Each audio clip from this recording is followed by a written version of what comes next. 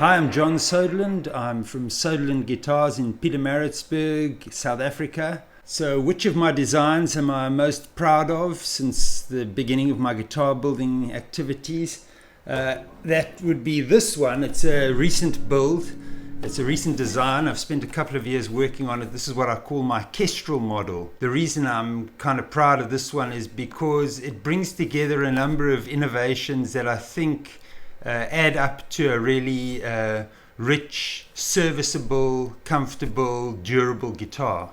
So most of the innovation in this instrument comes around the relocation of the sound hole from the center, the traditional design, to the area of the heel joint of the guitar. It does a few things that. One, it frees up some real estate on the top, which is always good, which it means that there's more wood, which is less reinforced, which is able to give voice to the guitar. The other thing that this does is it allows me to create a heel joint, which I'll talk about a little bit more now, which is really serviceable. So if you do if you're familiar with any guitar repair work, one of the most unpleasant jobs and frequent jobs is dealing with the necks of acoustic guitars, which are built in a traditional fashion. That traditional dovetail or even bolt-on joint has the limitation that it doesn't allow for a quick and easy reset of the angle of the neck to the body. So this is the Kestrel neck.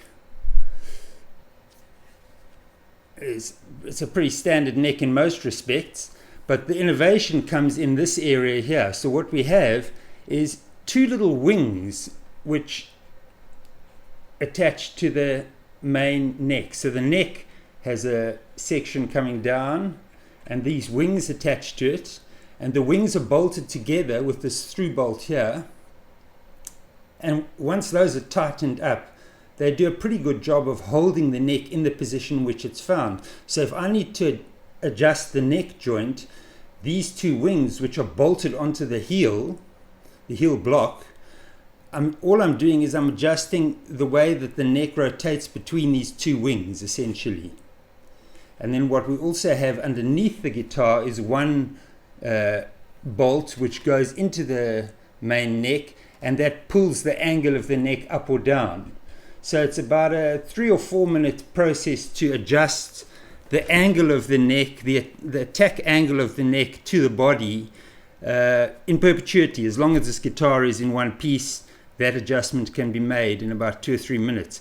That allows for adjustment due to kind of hydroscopic changes, traveling with the guitar, where humidity changes, and just the general lifespan of the guitar, where the top is inclined on all acoustic guitars to belly to some degree. What I also did in this design is to incorporate sound ports. That's certainly not my innovation. That was done by a lot of smarter people before me, but that sound port really gives a lot of feedback to the player. It's a smallish port, so that means that the resonant frequency that the player is hearing more dominantly is the lows, the bass, which is nicer for the player, and the sound can be mic'd quite effectively here. It's a very balanced sound coming out of this sound hole. This sound hole is roughly the same in area terms as the sound hole that was up here.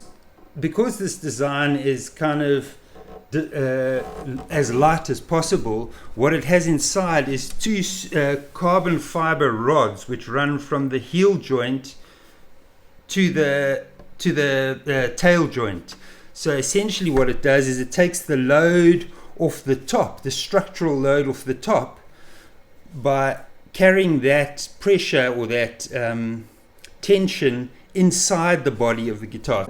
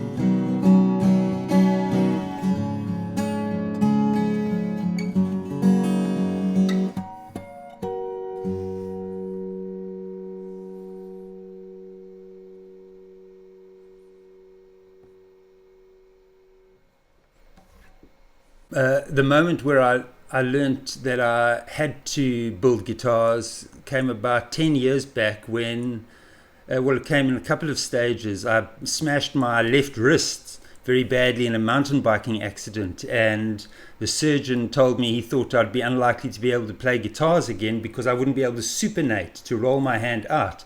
It turned out to be true. And I panicked so badly that I built a lap steel to get around the problem of supination, because a lap steel only requires that I pronate and use a bar on the strings. And it worked in terms of getting around the problems of supination, which I've latterly gotten back.